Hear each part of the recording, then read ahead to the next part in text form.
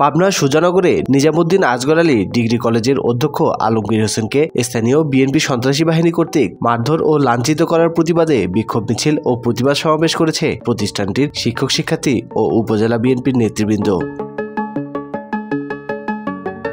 বুধবার 11 ডিসেম্বর দুপুরে নিজামুদ্দিন আসগর আলী কলেজের সামনে একটি বিক্ষোভ মিছিল বের হয়ে সুজানগর বাজার ও উপজেলা চত্বর ঘুরে পৌরসভার সামনে এসে শেষ হয়। অনুষ্ঠানটি হয় প্রতিবাদ সমাবেশ।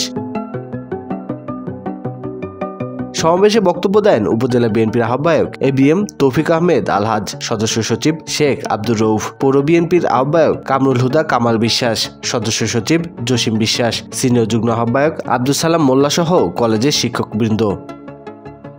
সেই শিক্ষা প্রতিষ্ঠানের শিক্ষা প্রধান, কলেজের প্রধান, সে সবসময় নিরপেক্ষ থাকবে এবং শিক্ষা কার্যক্রমকে সুন্দর এবং সঠিকভাবে পরিচালনা করার জন্য সবসময় আইনের শাসন প্রতিষ্ঠিত করবে। তার দ্বারা যদি আইন লঙ্ঘিত হয়, এটা অত্যন্ত ন্যাক্কারজনক এবং দুঃখজনক ঘটনা। একটা শিক্ষা প্রতিষ্ঠানে কখনোই শিক্ষার মান থাকে না, শিক্ষার পরিবেশ থাকে না। যে আশা আকাঙ্ক্ষা নিয়ে ছাত্রছাত্রীরা সেই বিদ্যাপীঠে যায়, সেই বিদ্যাপীঠে কখনোই কাঙ্ক্ষিত লক্ষ্য অর্জন হওয়া সম্ভব না। এবং পিতামাতা যারা গার্জিয়ানরা এই শিক্ষা প্রতিষ্ঠানে এই ধরনের ছাত্রছাত্রীদের পাঠায়, তাহলে তাদের আশাহত হয়। যে ঘটনাটা ঘটাচ্ছে অত্যন্ত ন্যাক্কারজনক দুঃখজনক ঘটনা। আমরা তীব্র নিন্দা এবং প্রতিবাদ জানাই। বিএনপির প্রতিষ্ঠাতা সভাপতি, মৃত্যুর আগ পর্যন্ত সে প্রতিষ্ঠাতা সভাপতি এখানে ছিল।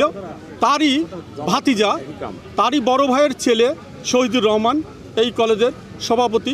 ঘটনাকে কেন্দ্র করে আবার আরেকটি ঘটনা, এই সুজানগর এনএ কলেজের ছাত্র দলের সভাপতি শাকিল খানকে মামলা দেওয়া হয়েছে, যাতে ওনারা যে ঘটনা এখানে প্রিন্সিপালকে গায়ে হাত দেওয়া হয়েছে, এই পরিপ্রেক্ষিতে এই শাকিল আহমেদ প্রতিবাদ করেছিলেন। এই প্রতিবাদ করার কারণে নতুন একটি সাজানো মামলায় তাকে আসামি করে মামলা দেওয়া হয়েছে। সুজানগরের সমস্ত জনতা, রাজনৈতিক ব্যক্তিত্ব সবাই কিন্তু আজ একটা কারণেই ঐক্যবদ্ধ হয়েছে যে সুজানগর এনএ কলেজের প্রিন্সিপালকে লাঞ্ছিত করা হয়েছে, তার গায়ে হাত দেওয়া হয়েছে। পাশাপাশি সাতবাড়িয়া কলেজের প্রিন্সিপালেরও বাসায় হুমকি দেওয়া হয়েছে এবং তার কলেজে তাকে যা শাসানো হয়েছে সে যেন কলেজে না আসে।